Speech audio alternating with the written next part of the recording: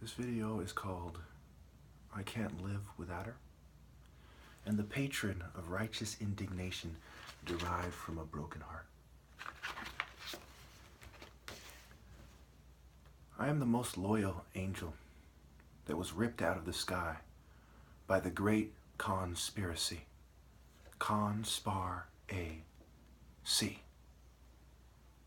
If you can't see after the con men sparred me, mind, body, and soul still, how blind are you? I can't live without her. And if there is no divine order, if I am not in my rightful, earned over generations place as Pharaoh, seen in my true spirit and God's glory in me, among us, identified thoroughly, then she will not know to love me. Isis gave Osiris his seat, and it was taken. I am Haru denied my love. Set violated Isis. He is the spirit of the storm that blows down the house of love. And we are at the stage of the setting. Okay, humanity's on its way out. We've been here for a long time, no matter how you slice it. Where did the sun rise? With what people? And where did it set with what people? Never has there been a more disgraceful period of time to be the rich. The rich, so to speak, became the disgraced Satanists. There's no way around it. Even their own Bible testifies against them. Set violated Isis.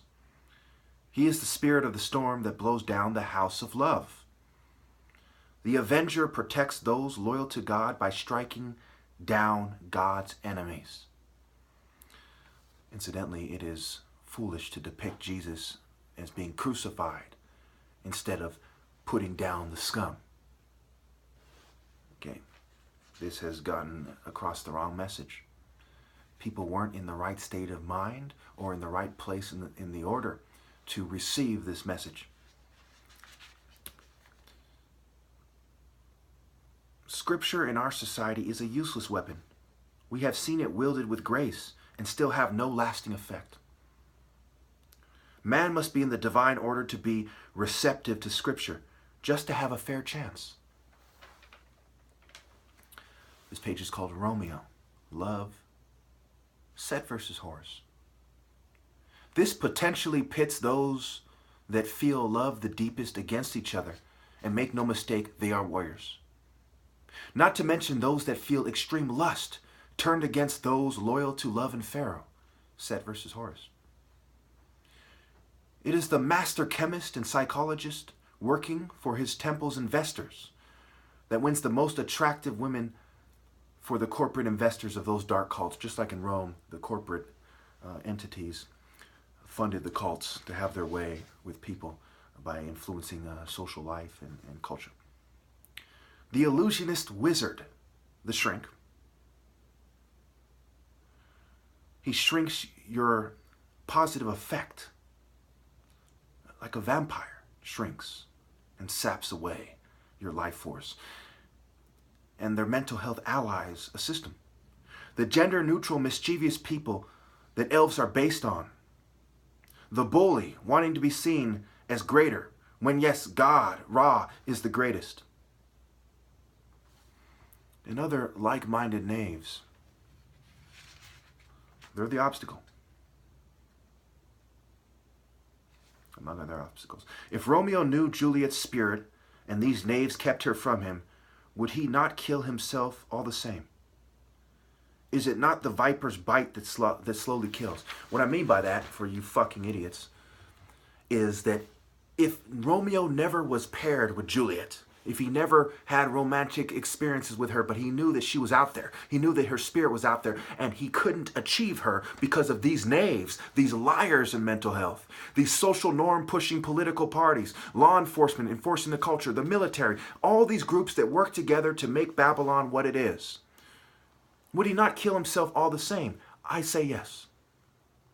Would he be crazy to? Would he be wrong? No. Why isn't your corpse, the corpse of your kid, enough? Why isn't the corpse of your parents enough? Why isn't your parent with a microchip in their mind enough? Because it is the spirit that animates them that is the only thing worth loving. Society's lack of intense son discipline.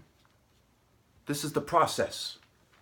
It starts with the bull nature and nurture, right? Apep, chaos, this primitive man nature. They don't have the light.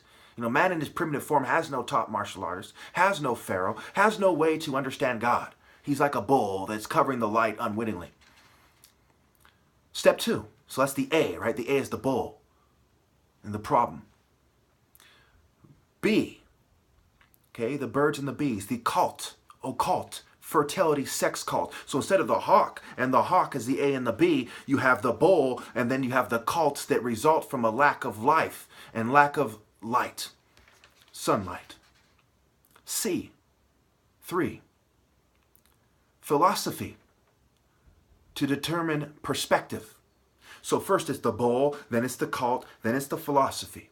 Then it's the psychology, the organizations, the conditioning, the definitions being redefined, the perception, the works, and the tribute that contribute to this process. There's other elements to it, but these are the main elements that you really need to think about. So when we go to the D, the 4, right? The 4 points of the base, right? Society is built on psychology and not truth. The psychological construct, which leads us to the E, right? The gender-neutral organizations, the 5, the number of man. He becomes an E in the problem. Organizations, dishonorable, sissy, fake masculinity workers. Whether it is defining the man as gay or a non-martial artist, Sun Temple, a big strong guy, a bull, etc. This is the problem. 6, the F, right? Where they failed, foolish, etc. The number 6 is evil, order 66, 666, and so on. The conditioning, satanic psychology, scientific Satanism, conditioning. Number 7, the G, the hidden hand. Definitions, redefining words and things that lead to ideas to reduce these supernatural martial arts ideas in their pure form to nothing, since they can be understood to a lesser degree by using science, but not to the truest degree, right? A seance is kind of, wizard, illusion, Carl Jung, Freud, bitch shit that gets you nowhere spiritually. Get you nowhere fast if it makes you feel better. The H, the fence, the 8, right? It's 8. Why was the spirit 8? Because of the fence. Perception, blindfold, blinding the senses, relying on the experts' deceptive quote-unquote reason. The lens that it creates, thinking in terms of the psychological construct and putting yourself and things that pertain to yourself, your family, your country, your race. A redefined God that is suitable to you and not God in his pure supernatural form. Putting these things above the true God and the divine order. The I, 9. How do you know their I? You know them by their works. That's how they see it. Okay, it's like artworks, right? This is the person's perspective. We'll get into that mind, body, soul, spirit in a moment. The evidence of their perception, the works, the I. And the J can either be the R or the Y. In the case of the problem, it is the Y. Why is it the problem? Because you're worshiping the moon and not the sun. The sun is the greatest example of God in nature when you look to nature to define God, which is the only place you can look, whether you look within yourself or all around you, or both, etc. The tribute, tribe at E. The result, the reaping. The Grim Reaper as the mare, right? The female horse, the nightmare, the evil mare deity. Or Ra. The G is the hidden G, and the M is the 13th, the hidden floor, the ark, etc. You can be removed for the wordplay. We talk about form, right? Form, the M is the ark again. What for? Backwards, roof, R-U-F, roof. Remember, phonetics applied. Anagrams can be applied. Etymology, okay? The lexicon and so on, okay? The form, what for? Far, Horus, he who is far, right? The far-reaching strike, a different form for the tall guy and so on. The form, what for? Fair, okay? And so on. Fur, we talk about the feathers of righteousness versus a skin-tight slut fucking outfit. Right? We see, I'll put it at the end, the perfect woman is defined as this kind of Emma Watson, Selena Gomez. They go through, her PhD, her intelligence in terms of, Babylon system scale. I mean, those of us who are spiritual, we don't take the IQ test seriously in terms of defining someone's intelligence and worth. That's stupid. It's come straight from eugenicists, Galton and them. It comes from white racist eugenicists. And the Jews just happen to maneuver as the most successful group of white-looking people. Okay. Mind, body, soul. Number 1, exercise is exercising a demon, right? Paying tribute, your works, and so on. Mental, physical, and spiritual. Forged for God. It is ridiculous to tell a martial artist, to be some kind of lukewarm liberal. Tell a martial artist, hey, you need to see the beauty inside of her. Excuse me? You are the lukewarm bitch. I am the top martial artist. If there's one person that can see it, it's not you, it's me. It's a no-brainer. Another reason why the IQ test must be thrown out. The heart is the seat of intelligence. Having the heart to do the right thing, which is the wise thing. Not being an educated fool with no heart. That's like the most despicable form of intelligence. Anyway, so exercise, mental exercise is physical, spiritual. Okay. And how that relates to the soul. Number 2, sounds. Right? Keying up, right? Ka-ra. Different sounds the martial artist makes. The music, the prayer. Okay? The tone of voice. Muscle tone, tone of voice.